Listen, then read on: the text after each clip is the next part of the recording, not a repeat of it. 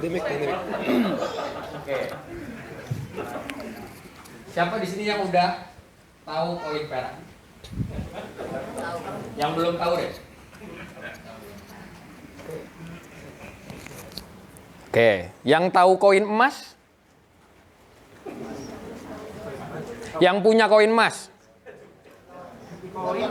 Yang punya koin emas? Oke. Yang punya koin emas selain dinar? Nah. Koin emas selain dinar? Oke. Yang punya koin perak selain punya bullion spot?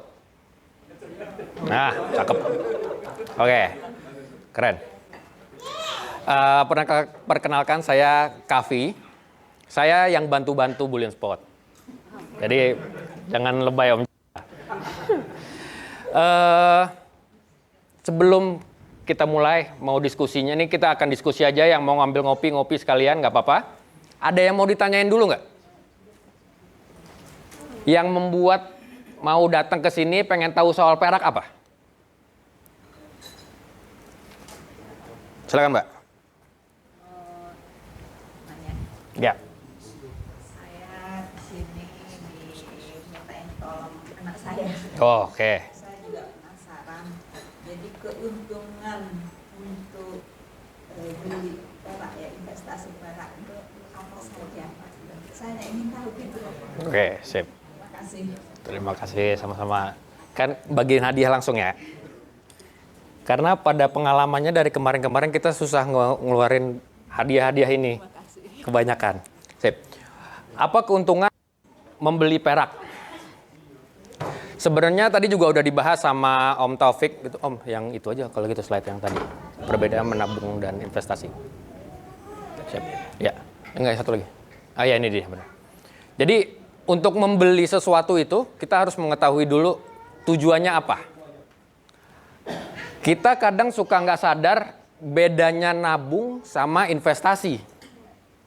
Taunya investasi. Kita beli emas Antam misalnya. Itu investasi, bukan. Itu bukan. Secara deskripsi itu bukan investasi. Itu menabung. Menabung itu tujuannya berbeda. Yang pertama, salah satu tujuannya ada berbeda. Ini nggak kelihatan kalau sini ya. Sini aja ya. Kalau kita menabung, kita mengeluarkan uang untuk kita pakai nanti. Itu menabung. Tidak mengharapkan keuntungan dari situ. Itu menabung. Itu tabungan. Tapi kan emas harganya naik. Untung dong? Enggak. Nilainya tetap. Kita beli emas di harga 2.000, sampai sekarang harganya udah 1 juta, kesannya naik, tapi nilainya tidak. Dari zaman Nabi sampai sekarang 1 dinar tetap 1 ekor kambing. Jadi nggak ada keuntungan kan dari membeli emas. Nanti itu kan akan kita pisahkan dulu. Tapi yang penting kita udah tahu dulu bedanya menabung dan investasi. Kalau investasi itu kita membeli sesuatu, mengeluarkan uang sesuatu dengan harapan keuntungan. Nah, instrumennya bisa banyak. Ada perak, ada premium di emas dan perak. Bisa tadi ada Om Taufik di saham ya. Ada saham, ada reksadana, ada properti. Pokoknya kalau kita membeli sesuatu dengan mengharapkan keuntungan, itu investasi. Oke. Kembali ke pertanyaan tadi. Keuntungannya apa kita beli perak? Itu juga harus, nanti kita memang bakal diskusi, harus banyak tanya jawab di sini. Kalau kita belinya yang standar, generik, itu investasi. Keuntungan, itu menabung. Keuntungan di kita, harta kita tidak berkurang. Kan? Kita tadi bandingin sama ONH. Kalau kita punya uang 100 juta, kita punya uang 25 juta, 20 tahun yang lalu bisa buat haji. Tahun ini nggak bisa buat haji. Berarti kan rugi. Tapi kalau kita belinya di emas yang generik atau perak yang generik, masih bisa buat haji. Jadi ada keuntungan di situ. Tapi keuntungannya adalah melindungi nilai kita, harta kita. Tadi juga udah dibahas soal benda koleksi. Nah, kalau kita membeli emas dan peraknya yang benda koleksi, collectible, nilainya akan naik. Jadi kita memang mengharapkan suatu hari nanti ketika saya jual, harga dan nilainya akan bertambah. Tetapi itu biasanya diikuti dengan risiko juga. Risikonya kalau nggak laku gimana? Ya kan? Pasti pertanyaan seperti itu. Kalau saya beli koin, di depan tadi ada Om Ruben yang menjual uang koin Indonesia 30 gram tapi harganya udah 10 juta. Satu koin 10 juta. Kalau nggak laku gimana? Kalau nggak ada yang mau beli gimana? Kalau kebakaran gimana? Itu masih perak. Dilebur pun masih ada harganya. Gitu. Jadi kedepannya kita beli keuntungannya untuk apa? Investasi kah? Kalau kita beli investasi, keuntungannya pasti ada. Kalau kita membeli yang generik untuk tabungan, itu sama seperti emas. Tetap melindungi harta kita. Gitu. Kurang jelas? Cukup jelas? Sip. Ada lagi yang mau ditanyain dulu? Silakan Om. Terima kasih. Saya ada beberapa pertanyaan. Pertama itu kalau kita beli perak, kan kita ngomongin topiknya perak. Oke. Ada beberapa kita harus kita bisa beli sebagai fisik secara fisik atau secara digital atau aplikasi. Oke. Apakah di komunitas ini disiapkan untuk pembelian digital? Oke. Aplikasi itu disiap. Itu pertanyaan pertama. Dan pertanyaan kedua, saya waktu saya lihat di depan bazar, dari perak, beberapa perak aja ada beberapa macam nih. Jadi dari granul harganya sekian, dari yang emas luburan yang udah dicetak model kotak, dari contoh dari produknya Perakku itu harganya udah beda harganya. Dan juga cetakan juga dengan fine silver seperti ini dari Antam dan juga dari luar negeri, dari London dan bahkan dari London sama satu lagi ya. Kanada. Itu juga beda-beda harganya. Nah, jadi pertanyaan saya itu nilai dasarnya kan satu, perak itu per gramnya berapa? Oke. Sementara itu cetakannya kan beda-beda. Nah, karena cetakannya beda-beda, yang isunya beda, negaranya beda, lokal pun juga beda-beda. Lokal pun ada granul, ada yang Antam, ada yang leburan. Nah, jadi kalau memang beda-beda seperti itu, harga belinya kan beda. Sementara kita kalau mau jual lagi, kita pasti keinginan kita nih, wah, saya beli untuk investasi, saya jual, saya mau untung. Nah, untungnya itu kita kadang-kadang kita bingungnya kemana? Kalau emas saya tahu jualnya kemana, banyak toko emas. Tapi kalau perak, nggak semua toko emas mau terima. Ada yang beberapa terima, cuma harganya jatuh walaupun kita bilang, wah ini saya beli cetakan luar negeri, ya buat toko yang menerima, tetap enggak Pak, ini kita terima ini perak ini dasarkan per gramnya sekian, intrinsiknya. Nah itu kita karena kita ada komunitas ini, kita apakah ada maksudnya untuk kita buyback? Saya tahu di sini ada buyback, cuma apakah dengan harga tertinggi atau itu standarnya gimana? Oke, siap. Terima kasih. Ini keren nih. Siap, terima kasih Om. Om siapa? Frans. Om Frans. Yang pertama tadi soal perak dan emas digital. Kalau komunitas yang kita mulai kembangkan ini, kita mengarah ke emas dan perak fisik. Kalau saya secara pribadi tidak menyarankan emas dan perak digital. Gitu. Pertama, sisi keamanannya. We never. Ya kan? Kalau misalnya teknologi yang memang disebutkan itu ada, meledakkan semua mati, habis kita. Fisik tetap aman. Secara pribadi, sama saya tidak mengajarkan untuk itu. Emas dan perak harus fisik. Oke. Kedua, soal cetakan kok harganya beda-beda. Om, Kalia dan Sigra sama nggak?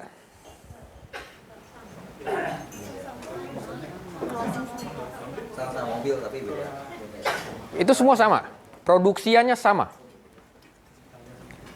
Di mobil Kalia tulisannya Daihatsu loh. Itu sama, tapi harganya berbeda. Nilainya berbeda. Persepsi kita pun berbeda. Kalia lebih bagus daripada Sigra. Padahal dalamnya Daihatsu juga.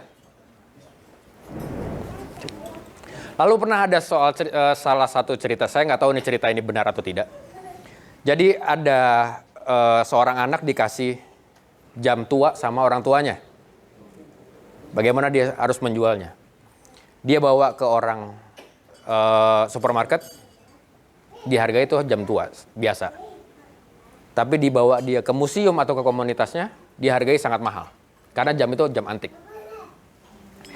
Soal perbedaan-perbedaan yang tadi, itu memang perbedaan harga itu menjadi persepsi kita. Seperti Kalia dan Sigra tadi. Menurut beberapa orang, memang produksi RCM lebih bagus daripada produk Antam. Tapi dibawa ke Antamnya, Antam lebih bagus daripada RCM. Kalau dibawa ke toko emas, mereka pasti akan membuat murah. Toko emas pasti butuh perak buat bikin perhiasan. Jadi dia butuh hanya bahannya saja. Dia tidak butuh gambar apa itu. Oke. Soal emas tadi. Emas dibawa ke toko emas pasti dihargai harga paling rendahnya. Karena dia tahu orang yang datang mau menjual butuh duit. Benar kan? Contoh lagi. Emas pun sebenarnya tidak sama. Koin emas dan emas pun tidak sama. Betul kan? Saya punya emas 10 gram, harganya 30 juta. Buat beberapa orang itu nggak masuk akal. Bisa dipahami? Tapi kalau saya bawa koin itu ke toko emas itu dihargai harga spot. Dihargai harga buyback. Apakah saya mau jualnya? Enggak mau. Jadi kita harus tahu kemana jualnya. Kemana yang tahu. Kalau kita bawanya ke toko emas, pasti akan hancur. Biar bagaimanapun, toko emas itu juga tidak bisa disalahkan. Karena dia bisnis. Oke? Memang buat kita yang mau menjual, kok jadi rugi. Kok enak banget dia dapat barang murah. Tapi dia bisnis, jadi nggak bisa disalahkan. Salahnya kita kenapa mau jual ke dia.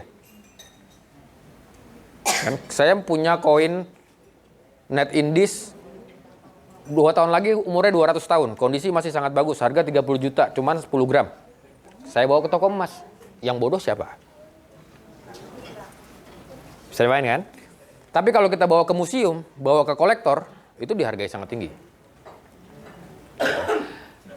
Koin-koin perak yang tadi pun juga bisa seperti itu. Atau yang tadi granul, cash bar, min bar, keluaran mana, ada gambar apa, itu akan menjadi nilai yang berbeda. Dan setiap gambar mempunyai karakteristik yang berbeda. Bahasnya langsung ke lompat-lompat nih ya. Jadi sambil diskusi, ini sorry teman-teman, kalau ada yang mau tanya langsung potong aja omongan saya nggak apa-apa. Ini kita diskusi. Jadi ada perbedaan di generik dan premium. Koin itu umumnya memiliki desain sederhana, tidak memiliki elemen yang membuat nilai harganya dan nilainya bertambah. Tadi di bawah contoh koin peraku ya.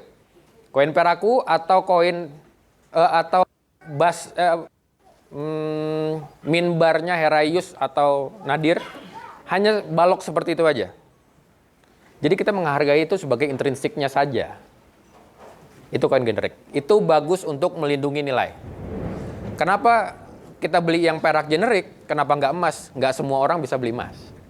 Kita suruh tabung. Tadi perencanaan keuangan juga harus menabung, butuh berinvestasi. 1 bulan, let's say 1 juta. Belum tentu semua orang mampu. Mampunya cuma 500 ribu. Saya setelah beberapa kali belajar, daripada saya beli emas yang 0,0, bukannya mengesampingkan produk itu ya, tapi menurut saya itu mahal. Lebih baik 500 ribu saya beli perak generik atau koin emas, atau koin perak. Oke. Itu tadi yang generik. Lalu yang premium. Kalau premium itu memiliki desain yang lebih menarik, unik, memiliki cetakan terbatas, dan dihiasi dengan gambar-gambar yang relate dengan kita. Ada orang yang suka gambarnya gambar burung, ada yang suka gambar ikan, ada yang suka gambar Ka'bah, ada yang suka gambar katedral. Akan dihargai berbeda-beda.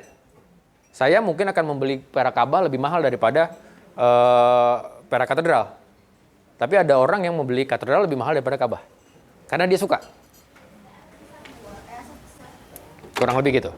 Itu perbedaannya generik dan premium. Terus tadi pertanyaannya gimana? Oh, membedakan harganya lagi. Jadi Kalau kita membawa ke orang yang tepat, ke pembeli yang tepat, nilainya akan berbeda, Om.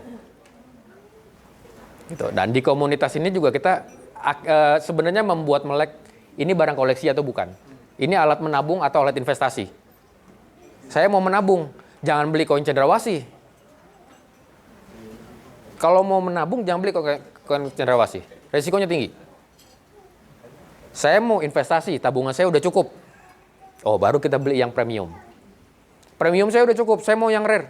Baru beli yang rare. Harus ada tahapannya. Jangan kayak beberapa orang sekarang, gajinya masih 5 juta, tapi udah cicil mobil. Dia nggak tabungan, tapi dia udah mau sesuatu yang wah. Dia mau terlihat bagus, terlihat keren, dengan memiliki barang-barang investasi yang bagus, punya jam Rolex. Itu tidak sesuai dengan perencanaan keuangan. Jatuhnya, belakangannya pasti akan rusak. Ketika dia butuh uang, dia harus jual jamnya. Jam Rolexnya dijual butuh cepat, dihargain sangat murah, jatuh. Jadi fungsinya tadi si generic dan premium tadi, si generic itu kita tetap harus beli. Perak-perak batangan dan emas batangan seperti emas antam, itu tetap harus dibeli. Ketika kebutuhan dana darurat, itu yang dijual pertama. Belinya murah, jualnya murah. Tapi kalau kita memegang yang premium dan yang rare, harganya sudah sangat tinggi. Ketika kita butuh cepat nih, nauzubillah misalnya ada kecelakaan, pokoknya butuh duit cepat. Barang yang rare tadi kita jual cepat, dihargai murah. Pasti dihargai murah. Gitu. Jadi berbeda-berbeda harganya itu akan tergantung persepsi masing-masing, subjektif. Ada benda yang memang disukai, ada yang tidak. Ada yang barangnya limited edition, tapi nggak banyak yang suka. Ya, harganya jatuh. Gitu. Nah, soal buyback tadi. Sebenarnya kata-kata buyback di dalam barang collectible ini tidak ada. Tapi kita sudah terlalu lama, terlalu banyak antam minded. Taunya emas, perak ya antam. Emas ya antam. Berapa saya beli, berapa saya jual. Ketika dia mau beli, dia udah tanya, saya jualnya berapa? Beli aja belum, tapi dia udah tahu, udah nanya mau jualnya. Jadi kita sudah terpaku di situ. Barang collectible ini sebenarnya tidak untuk dijual. Dijualnya nanti. Kalau kita udah mencapai tujuannya.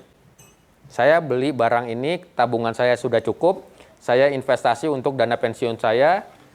17 tahun lagi saya mau punya rumah di pinggir pantai di Banda Neira dengan 1 kapal di depannya. Amin. Kan panjang tuh. Jadi sudah ada itu. Nanti 17 tahun lagi baru saya jual. Berapa harganya? Lihat nanti. Tabungannya udah ada. Investasi sudah ada untuk mencapai tujuan tersebut. Nanti belajarnya itu sama Om Taufik. Tapi ini menjadi instrumen untuk mencapai tujuan tadi. Kenapa perak? Kenapa nggak emas? Emas beli aja. Emas generik beli, emas premium juga beli. Tapi kalau kita mampu, kadang-kadang buat saya pribadi masih terlalu mahal melihat emas. Emas kok 5 gram harganya 50 juta. Terlalu mahal. Tapi saya tahu ini harganya akan naik. Barangnya sangat terbatas. Koin gambar Soekarno, pernah ada di kamarnya di Soekarno, ada sertifikatnya, misalnya seperti itu ya. Nilainya tinggi. Saya tahu nih harganya pasti tinggi. Dan nilai pertumbuhannya, investasinya ini bagus. Tapi masih berasa mahal. Nggak rela gitu belinya. Uang ada, tapi nggak mau beli, nggak bisa beli gitu. Buat saya terlalu mahal. Kalau perak masih bisa kita jangkau lah. Semahal-mahalnya perak masih bisa terjangkau. Ada satu kemarin yang agak mengagetkan ya. Koin babi rusa 70 Indonesia tahun 1974. Nilainya 70 sempurna. Harganya 13 juta, cuma 30 graman perak. Harga 13 juta, itu sangat mahal, tapi masih terjangkau. Sekitar 10 gram emas. Gitu. Jadi emas tetap dibeli, perak ini alternatif aja.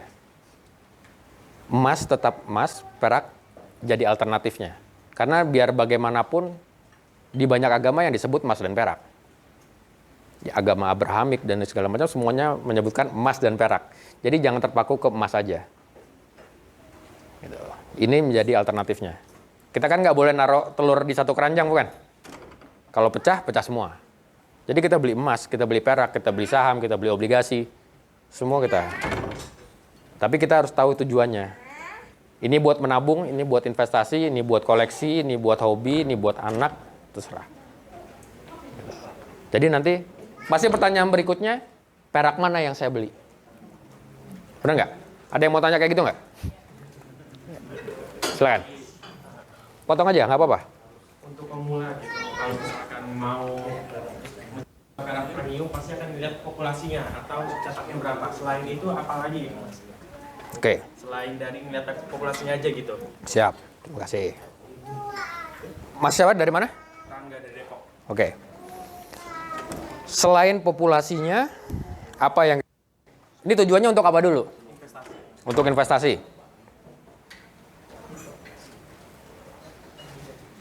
Oke. Apa dulu? Kalau saya lihat uangnya dulu.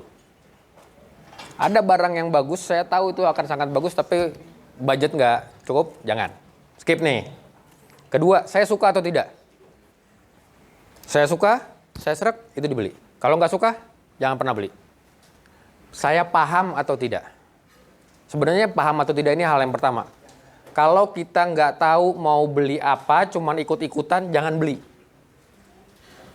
Ini teman-teman ada beberapa yang udah pernah dagang koin perak yang katanya untungnya sangat menggiurkan, investasi yang menarik. Ah, gue ikutan ah. Oh, jangan. Itu bahasa ya. Itu FOMO, cuman ikut-ikutan. Jangan pernah beli kayak kalau kita nggak tahu. Wah, saham gue naik nih, semua orang beli. Dia ikutan beli. Habis itu terjun. Wah, koin cenderawasih, koin bullion spot bagus nih. Ikut ah, beli. Jangan. Wah, koin iSilver juga bagus nih, menarik, untungnya gede. Jangan. Harus tahu dulu. Terus pertanyaan berikutnya adalah tadi beli yang mana? Yang kita tahu, yang kita suka, yang sesuai budget. Gitu. Cukup menjawab? Ada lagi mau tanya? Silakan Om. Nah, ini kita tanya jawab aja Om. Nggak ada presentasi udah. Terima kasih. Tadi sebelumnya mondar-mandir Mas Kavi mungkin panitia ada mic satu lagi. Mati tuh ya? Ke yang lain. Terima kasih. Ya Mas Kavi, sekali saya juga terus terang baru join ini di Kopdar ini, tahu dari grup. Saya malah nanya basic thing aja Mas Kavi.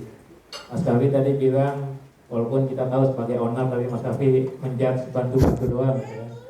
Nah, saya pengen tahu nih latar belakang waktu itu Mas Kavi membuild suatu BS ini apa, visi misinya apa, dan goalnya apa nih Mas Kavi. Ini sebagai basic. Ya saya bilang Mas Kavi juga saya jawab dengan saya newbie Mas Kavi. Jadi saya pengen tahu itu aja dulu. Terus boleh tanya juga ke Mas Taufik. Ya, sorry Mas Taufik, saya mau nanya, Mas Taufik tadi masih berkiprah di Pertamina ya. Kalau boleh tahu levelnya apa Mas? Terus kedua, apa namanya, perencanaan keuangan kan mungkin tiap level di suatu perusahaan berbeda-beda. Kebetulan saya juga kuli perusahaan Mas, jadi saya juga sebagai anak buah. Nah itu gimana Mas? Idealnya gimana mungkin anggaplah kita dapat bulanan 10 juta, misalnya 20% buat invest, buat ini, seperti itu aja Mas dari saya. Terima kasih. Oke, terima kasih Om. Om, hadiah Om. Ntar pegang dulu aja, bagi-bagi. Ini tadi kulit spotnya apa background saya? Dua-duanya.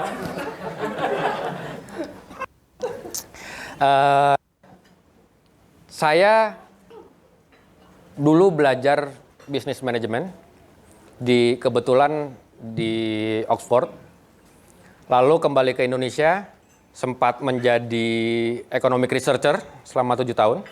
Saya mempelajari ekonomi, memberikan saran tentang financial planning, bukan financial planning sih, lebih membuat riset tentang ekonomi. Lalu saya berpikir, Saya ngasih tahu orang cara menjadi orang kaya. Kok sayanya nggak kaya? Jadilah saya berdagang. Saya punya beberapa usaha. Saya membuat race organizer. Saya bisa membuat acara balap. Lalu kebetulan ketika saya kuliah, saya tahu harus menabung. Saya membeli emas nggak mampu. Mahasiswa nggak mampu beli emas. Wajar kan? Di luar negeri ada koin perak, Om. Itu hal yang common.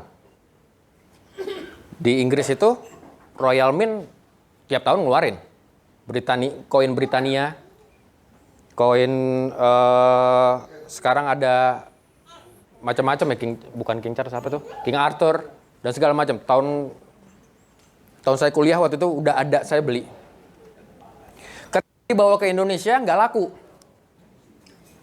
Saya mau jual ke toko emas tadi, kok harganya di bawah harga Antam malah. Ah sudahlah, saya pegang aja.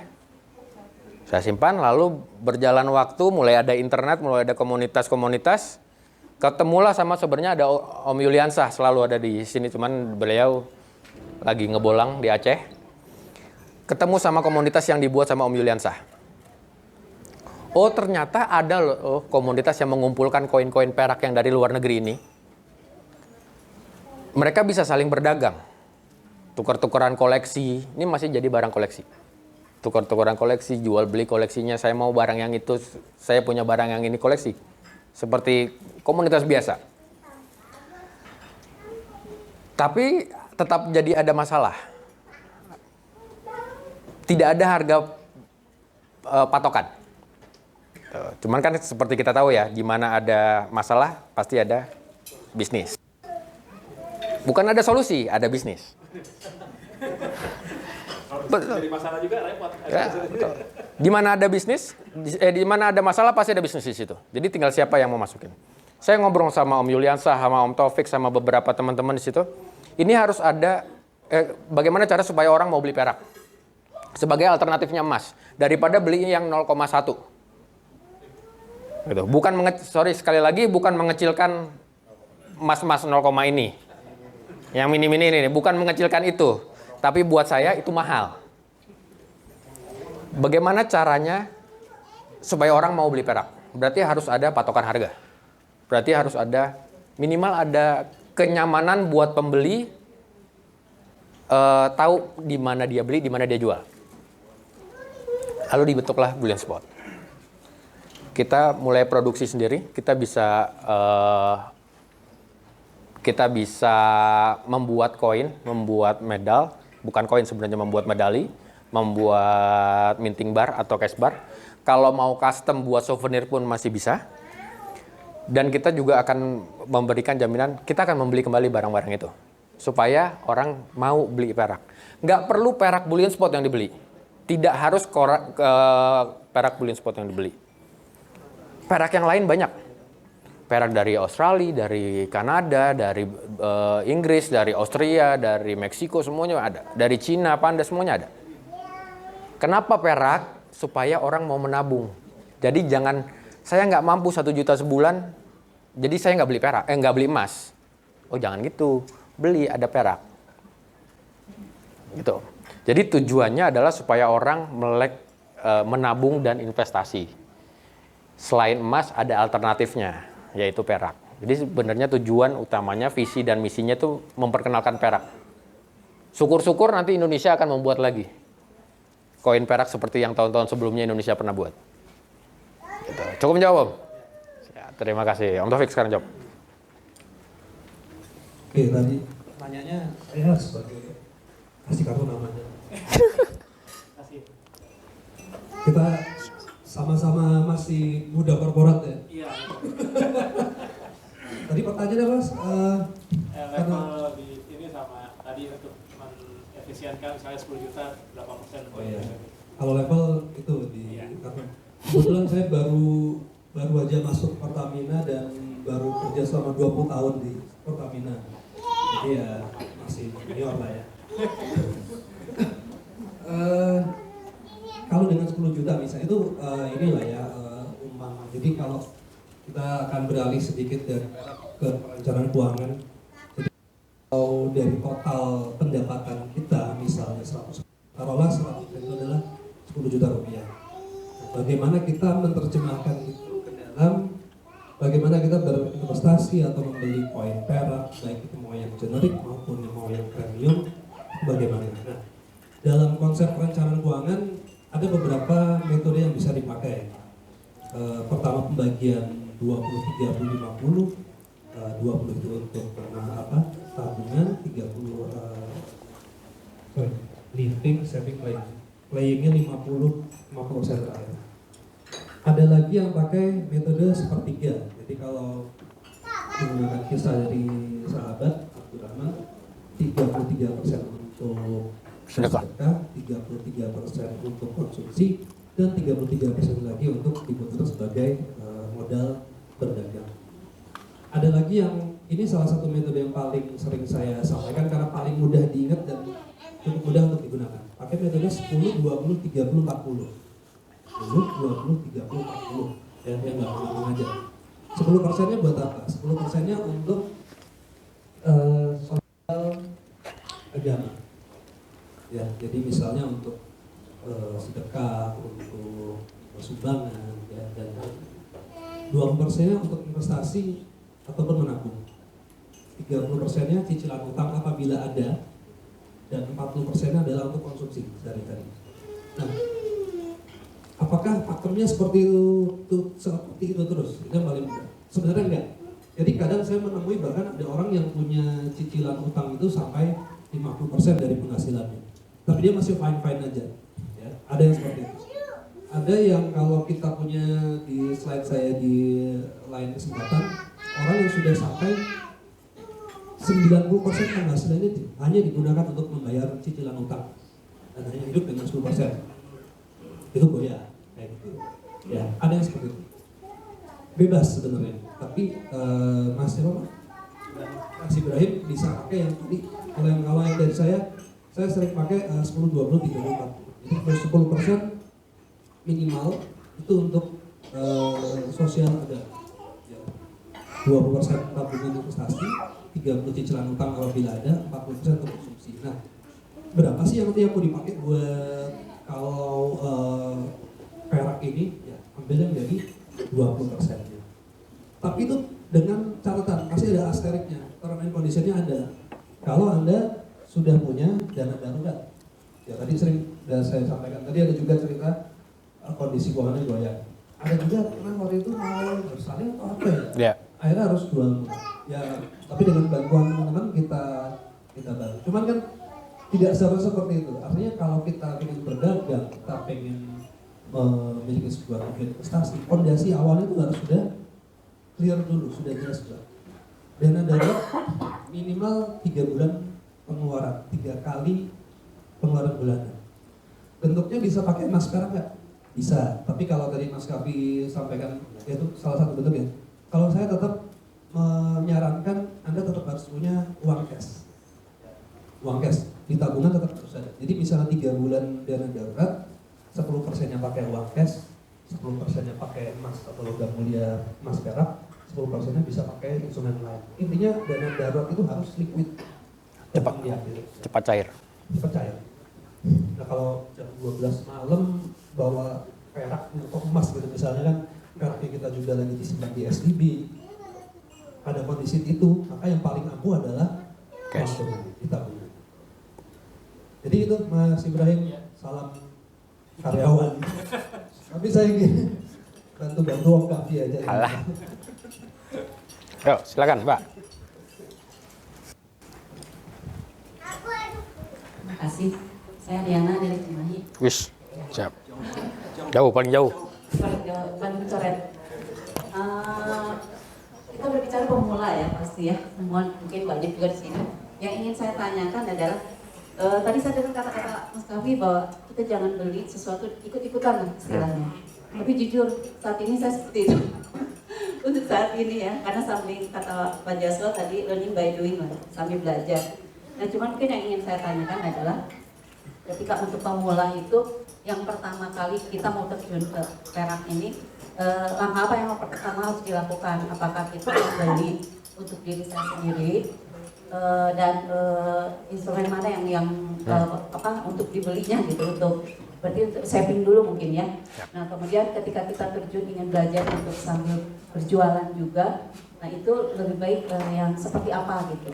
Sehingga ya jangan sampai tadi, jadi jujur aja kalau saat ini saya masih ikut-ikutan dan kebanyakan masih saving jadinya gitu. Walaupun memang untuk tujuan juga tadi belum terlalu jelas lah ya istilahnya. Misalnya kita beli ini tujuannya untuk apa, berapa, nah itu belum. Satu itu, kedua, kemudian untuk dari sisi rasio, kemudian untuk jual, mekanismenya seperti apa nih? Oke, siap. Terima kasih Mbak. Nih ada hadiah dulu. Ini tadi terjun untuk apa nih Mbak? Terjun untuk sebagai pedagang atau terjun mau nabung perak? Untuk awal kan pasti menabung lah. Oke. Nah, setelah itu lama-kelamaan kan kita juga pengen dong gitu, ada tambahan lah istilahnya. oke, siap. Nah, kalau gitu ini kita kasih contoh aja Mbak Elin. Silakan jawab pengalamannya bagaimana. Mbak Elin ini kondisinya sama seperti Mbak tadi siapa? Dulu beliau beli hanya untuk nabung. Gabung jadi distributor karena kenal saya aja. Ya betul. Sama karena suka sama gambarnya. Kok gambar-gambar perak menarik gitu ya Mbak? Silakan coba jelaskan. Assalamualaikum warahmatullahi wabarakatuh. Saya Elin, mungkin lebih terkenal Celine Dion ya, cuma suruh nyanyi aja gitu. Elin, orang Kuningan, mungkin Cirebon Teteh. Jadi pengalaman saya awalnya memang dari emas ya, itu hanya tabungan. Lalu kenal beberapa penggiat emas jual perak. Terus kenal juga sama Kaki, ada tawaran untuk menjadi distributor. Pada saat itu saya nggak terpikir untuk jadi pedagang ya, pedagang emas atau perak gitu. Itu untuk benar-benar tabungan saya aja, karena jujur aja saya kalau uang cash di tabungan rasanya gatel gitu kalau online. Apalagi bombardir, flash sale, terus ongkir, udah tuh sampai pusing suami saya paket gitu kan. Iya, cashback, belum lagi cashback yang besar. Jadi ini gimana ya cara bisa menahan uang ini untuk jangka panjang gitu. Akhirnya ketika kenal komunitas perak, saya mencoba. Memang dulu saya pertama kenal perak itu wakala ya, dirham wakala, mungkin ada yang udah pernah dengar.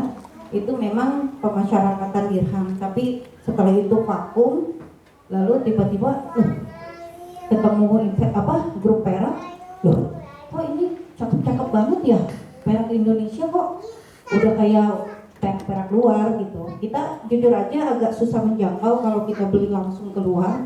Cuma ketika lihat perak-perak Indonesia, ya udahlah, aku jadi distributor aja. Nggak kepikiran mau jadi jualan juga, tapi paling nggak dapat harga murah jadi distributor gitu ya. Jadi kalau misalnya harga murah, misalnya bisa lebih menabung lebih banyak koinnya gitu. Tahu-tahu namanya ibu-ibu kan suka pamer ya di status, di medsos gitu kan, kayaknya bangga gitu punya barang bagus terus murah. Lalu tadinya cuma satu-satu aja, beli satu buat simpan gitu. Tahu-tahu karena sering pamer kayak gitu, terus tiba-tiba teman-teman pada ini, apaan tuh perak, mau dong, lah mau, nggak bisa, ini nggak dijual kata gitu. Sampai ada yang kekeh gitu, saya beli berapa? Nggak dijual kok, kata saya, ini koleksi saya. Terus kalau saya mau beli gimana? Dari situ saya kan namanya kesempatan ya, wah cuan nih kata si gitu. Katanya lumayan juga ya kalau misalnya saya tambahin belinya lebih dari satu, ada yang mau kumpulin lagi labanya buat beli lagi perak gitu. Masya Allah gitu. Ternyata lama-kelamaan pas saya rekap, loh ternyata benar manfaatnya itu yang tadinya cuma 1, 2, 3 dirham, nggak terasa pas saya rekap udah 4 kilo perak saya gitu. Bener-bener kaget. Justru ketika beli perak itu nggak terasa karena murah ya. Kita punya uang dari bonus kantor misalnya, beli perak cuma 500.000, ya cakep-cakep gitu. Kalau emas kan rasanya setengah gram, nunggu segram, kok sekali beli kayaknya mahal gitu ya. Nggak taunya nggak terasa aja, beli lupa. Pas saya rekap iseng aja gitu, kok udah 4 kilo, kok udah berapa puluh juta ya, kok bisa juga ya saya nabung ya, gitu kan. Padahal sebelumnya selalu beli online gitu. Ternyata ketika dibimbingin sama para suhu perak ya, termasuk Om Kahfi ini sangat mengedukasi kami yang tadinya bukan pebisnis, akhirnya nyemplung jadi pebisnis perak. Yang tadinya nggak ngerti gimana sih ini kadarnya, gimana sih, aku kan malu kalau jualan nggak ngerti yang dijual gitu kan. Itu mau siang mau malam selagi sempat jawab, Om Kahfi ini jawab gitu. Om ini ada yang nanyain saya nggak ngerti gitu. Jadi dia siap sedia direpotin gitu. Untung istrinya aja nggak cemburuan gitu ya, malam-malam di WA-in gitu. Akhirnya ya karena mendapat manfaat yang besar, akhirnya ini kayaknya manfaat ini jangan hanya sampai di saya harus juga memberikan manfaat kepada lingkungan di sekitar saya gitu. Akhirnya yang tadinya cuma mengenalkan, mereka juga ternyata tertarik. Akhirnya saya juga mengedukasi apa yang saya tahu, kan katanya sampaikanlah walau 1 ayat gitu ya. Jadi apa yang saya tanya ke Om Kahfi, walaupun cuma 1-2 pertanyaan, saya jawab lagi ke yang baru-baru. Akhirnya paham, akhirnya ikut nabung, malah ada akhirnya ikut jualan juga jadi reseller seperti itu. Mungkin itu aja. Siap. Assalamualaikum Waalaikumsalam warahmatullahi wabarakatuh. Jadi gitu Mbak, awal mulanya memang kita beli, kita mau bisnis, tapi itu tadi kalau nggak paham jangan dulu. Tapi mulai dengan kita membeli atau dengan kita beli yang kita suka. Kalau buat jualannya di grup kami biasanya udah pasti banyak racunnya. Barang-barangnya ini udah semuanya pasti bilang pada tebar racun. Pamer. Kita nggak perlu punya dulu kalau buat jualan. Kita bisa tanya, Mbak Elin punya barang apa yang mau dijual? Posting aja di status. Kita belum punya pasar nih. Masih nol. Belum ada teman-teman di kontak kita yang tahu perak. Tapi bisa contoh kayak Mbak Elin. Taruh aja di post. Di status, di apa. Makanya kenapa koin perak itu saya buat yang buatan Bullion Spot. Kenapa saya buat cantik-cantik? Karena biar merangsang matanya. Menjadi sangat menarik. Setelah itu baru orang bertanya, apa itu? Baru kita jelasin sama perak. Berarti bisa kita posting yang kita punya dulu lah, ibaratnya hanya untuk mancing aja ya. Betul. Yang kita mungkin tujuannya berjual. ya, nggak yang kita punya pun nggak apa-apa. Kalau di grup-grup perak ada aja tuh yang pamer, Mbak. Posting aja. Tadi Mbak Elin di depan itu ada barang-barang bagus-bagus tapi nggak dijual. Asli ngeselin. Tapi kan orang akan bertanya, ini apa? Tadi Mbak, ini juga tadi ngeliat kan ada koin Maple Leaf Red Enamel tahun 2015. Warnanya, wah itu keren deh itu warna. 2015. Itu menarik. Posting aja di status. Orang yang tadinya mau beli emas ngeliat, ini apa? Kalau dalam segi bisnisnya, kita baru bicara soal bisnisnya. Berdagang perak itu marginnya lebih besar daripada berdagang emas. Benar. Tapi bukan di intrinsiknya. Kita mendapatkan margin itu di premiumnya. Di benda koleksinya itu. Jadi mau harganya berapapun sebenarnya itu blind. Tapi kita mengikuti harga pasar dong. Nggak mau dong barang mahal kita jual murah. Nggak mau juga barang murah kita jual mahal. Gitu. Cuman kalau mau mencoba berdagang, mulai aja posting dulu yang mana. Beberapa teman di sini kayak Om Hebri itu. Om Hebri ini pasarnya kebanyakan yang generik, Mbak. Yang cantik-cantik nggak laku. Di koin perak ya, tapi ada Om Rahman mungkin. Justru yang generik nggak laku. Pasarnya lebih banyak suka yang cantik-cantik. Ada juga teman distributor yang sukanya barang yang memang benar-benar sangat langka dan harus koin, bukan medali. Karena dia mau masang setnya. Pokoknya ada juga yang sukanya burung aja. Pokoknya gambar burung apa aja semuanya dibeli. Ada yang gambarnya bunga aja. Ada yang maunya tidak berwarna. Berbeda-beda. Jadi tiap orang pasar berbeda-beda. Jadi kalau mau berdagangnya mulainya seperti apa, gabung aja di komunitasnya. Kalau mau daftar jadi distributor silahkan. Kalau enggak, kita ada beberapa komunitas perak kok. Di situ ngumpul, kita melihat banyaknya variasinya. Mulai aja posting-postingannya, izin minta gambarnya ya, posting statusnya. Nanti kerasa feel-nya. Oh, ada yang nanya, ada yang mau ini. Kita jadi tahu apa yang harus kita beli, berapa kita beli, dan untuk berapa keping kita beli, berapa keping kita jual. Sisanya mau disimpan. Ada yang sisanya memang kalau saya tadi pertanyaan kedua berarti ya soal rasionya emas dan perak. Saya tipenya agresif, Mbak. Om Taufik tipenya moderat. Kalau saya, karena tadi kita membicarakan gold and silver ratio, saat ini perak sedang sangat murah dibandingkan emas. Jadi saya beli perak. 90% tabungan investasi saya banyakkan di perak. Ada coba tadi.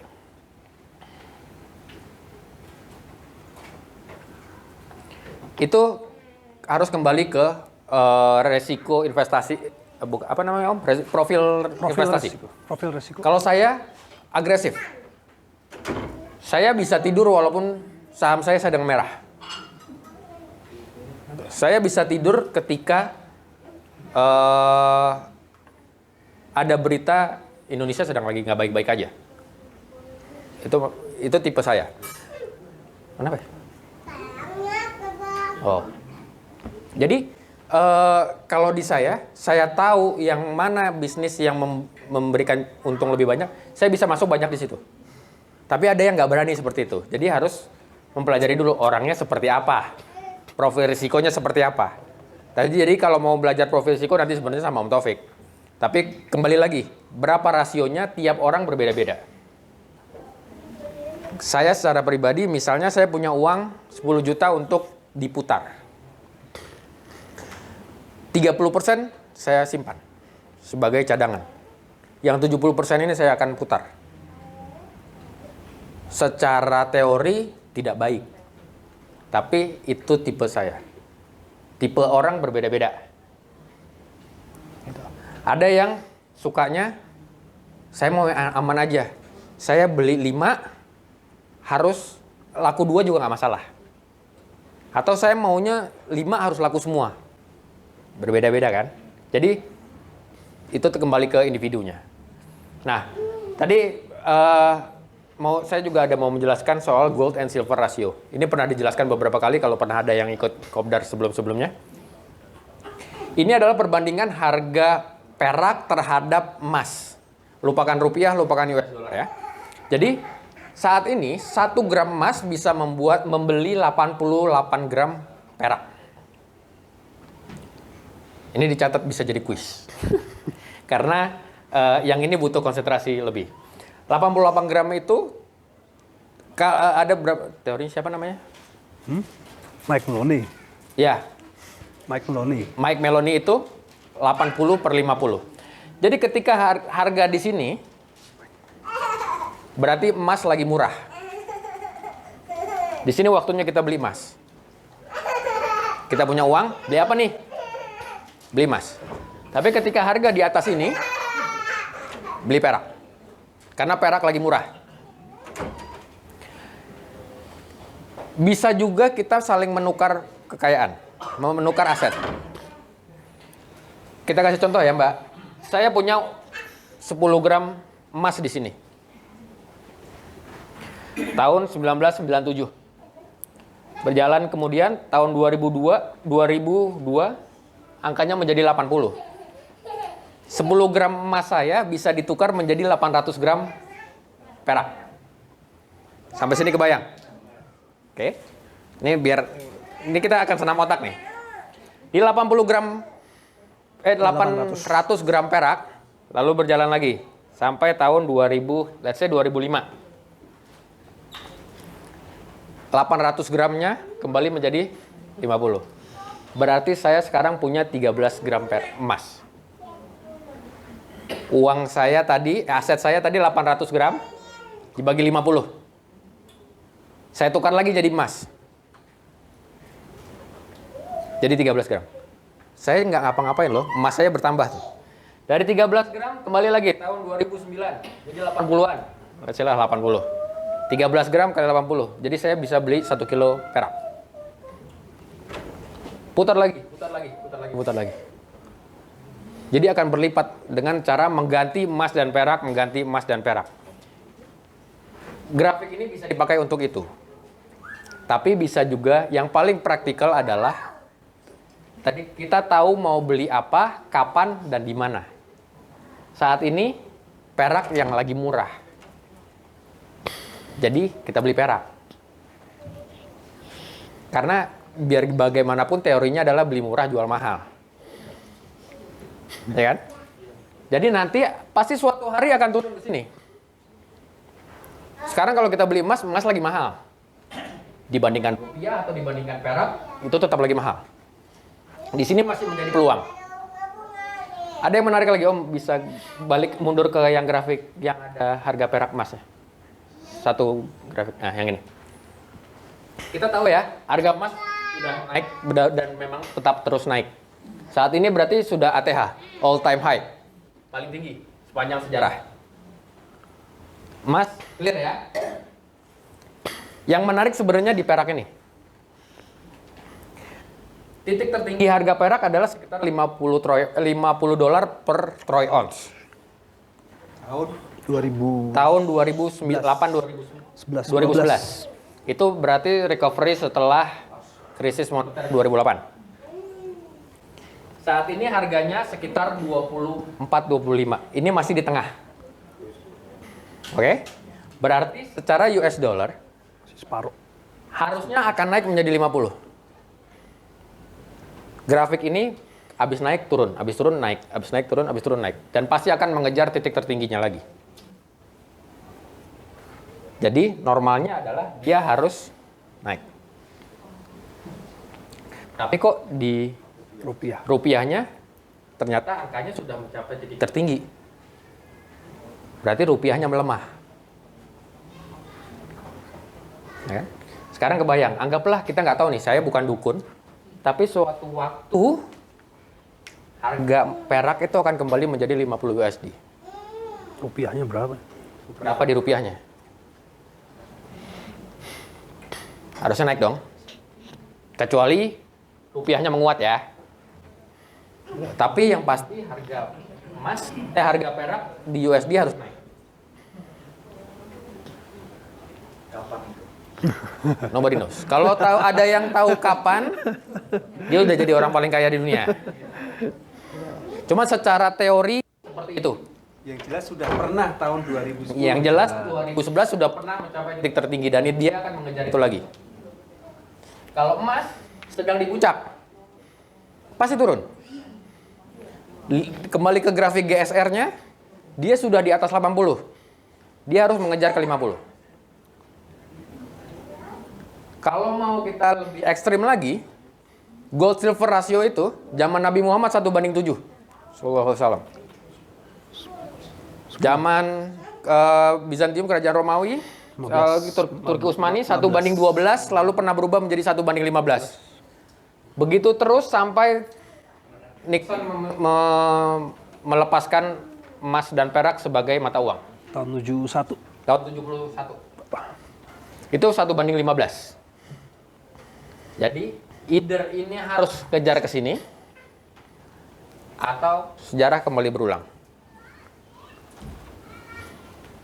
Jadi kan, kalau misalnya ini kembali ke 50, caranya ada dua. Emas yang harus turun, atau perak yang harus naik. Supaya rasionya kembali ke 50. Ini gold and silver ratio, tidak ada rupiahnya, tidak ada dolarnya. Supaya sekarang emas menjadi barang mahal lagi, menjadi barang murah lagi, perak turun. 1:50 nih. Targetnya kan 1:50. Atau kalau mau ekstrim targetnya 1:15, kayak tahun 2021. Caranya ada dua. Emas yang turun atau perak yang naik. Kayaknya emas turun lebih impossible ya? Bukannya tidak mungkin ya. Mungkin, tapi kemungkinannya lebih kecil dibandingkan harga perak yang naik. Tambah lagi. Warren Buffett pernah mengatakan dia pernah membeli perak cukup banyak. Kenapa dia memilih perak? Karena kebutuhan untuk emas sebagian besar hanya untuk simpanan dan jewelry. Demand-nya hanya untuk itu. Perak demand-nya untuk apa saja? Kedokteran, fotografi, industri otomotif, elektronik, dan banyak lagi. Permintaannya banyak, memang stoknya banyak. Tapi permintaannya juga lebih banyak dibandingkan emas. Nanti ada mobil listrik, mereka butuh perak. Gitu. Cuman kapan naiknya? Gak ada yang tahu. Jadi waktunya paling bagus beli apa? Kalau melihat teorinya, saat ini waktu yang bagus buat beli perak karena lagi murah. Tapi belinya apa aja nih Om? Saya punya duit 100 juta mau beli apa aja? Emas beli. Perak juga beli. Gitu. Ini menjadi instrumen alternatif selain emas. Jangan kita beli emas semua, nggak beli perak semua, tapi nggak beli emas. Itu stupid. Cuman gara-gara kata Om Kavi nih, wah. Alul nih namanya. Jangan seperti itu. Emas tetap emas. Emas itu sudah terbukti alat hedging yang paling bagus. Jadi kita beli emas, sebagian beli perak. Siapkan untuk generik untuk tabungan, lalu siapkan untuk investasi. Belinya yang mana dulu? Terserah beli yang mana aja, apa aja selama itu emas dan perak, kita beli. Yang penting tabungan udah cukup. Kalau Om Taufik tadi bilang tabungan dana darurat 3 kali. 3 bulan. 3 bulan pengeluaran. Itu dana darurat. Kalau saya lebih ke 12. Saya lebih setuju ke angka 12. 3 bulan itu minimal. Ya, 3 bulan minimal ya. Syukur-syukur bisa lebih banyak. 12 kali pengeluaran bulanan itu tabungan darurat. Nah, oke, kita nih jadi agak panjang kita diskusi ya. Berarti misalnya saya pengeluaran bulanannya adalah 5 juta per bulan. Berarti saya harus punya dana darurat 60 juta. Dengan anggapan saya tidak bisa kerja selama 12 bulan. Cukup saya hidup 12 bulan. Oke, dipahami kan? 60 juta dalam bentuk apa aja? 60 juta ini banyak loh. Kalau saya, karena kebanyakan mikir mungkin, dari 60 juta itu, yang cash cuma 20 juta. Supaya, karena kan dana darurat ini duduk diem nih. Kalau duduk diemnya dalam bentuk rupiah, dia terdepresiasi terus. Kena terus inflasi. Jadi, kira-kira saya kalau darurat butuh apa nih? Benerin mobil, apa? Cukuplah 20 juta. 20 juta dalam bentuk rupiah, 40 jutanya dalam bentuk apa? Tapi harus tetap gampang cair. Saya beli emas generik dan perak generik. Yang suatu waktu saya bisa bilang, Om Taufik, beli nih barang saya. Ada sekilo, 15 juta. Ada emas saya nih, ada 10 gram, 10 juta. Jadi beli perak. Itu bisa itu. Supaya ketika ini ternyata dalam uang saya yang 60 juta ini tidak saya pakai selama 10 tahun. Bersyukur mudah-mudahan 10 tahun saya nggak pakai dana darurat. Ini kan safety belt nih. Dana darurat kan safety belt. Kita berdoa supaya tidak pernah dipakai. Bener dong? Jangan sampai keadaan darurat kena kita. Tapi kita harus punya dana darurat. Jadi dana darurat saya juga ada safety beltnya. Safety belt saya punya safety belt. Ada, ya itulah maksudnya. Tadi saya nyari itu airbag. Iya. Tetap dipakai. Safety belt dipakai tapi ada airbag juga. Supaya si 60 juta ini tidak berkurang nilainya, saya beli emas, saya beli perak. Udah cukup nih duit 60 juta. Dana darurat udah cukup. Baru kita beli yang investasi. Mulai beli yang ada premiumnya. Mulai didagangkan. Supaya duitnya muter terus. Penghasilan saya dari berdagang yang premium, saya beli yang rare. Yang rare tuh harganya mahal. Karena saya tahu yang rare ini akan lebih tinggi lagi nilainya. Tapi kalau saya cari duit sekarang buat beli yang rare, saya nggak mampu. Jadi saya punya tujuan, saya mau beli koin itu harganya 30 juta. Bagaimana saya nyari duitnya? Dengan berdagang. Saya selalu bilang ya, kayaknya teman-teman yang di grup distributor pasti udah sering dengar saya ngomong kayak gitu. Beli emas sama beli perak tuh nggak bikin kita tambah kaya. Tapi bikin kita tetap kaya. Kalau mau kaya, dagang. Cukup menjawab, Pak? Ada pertanyaan lagi?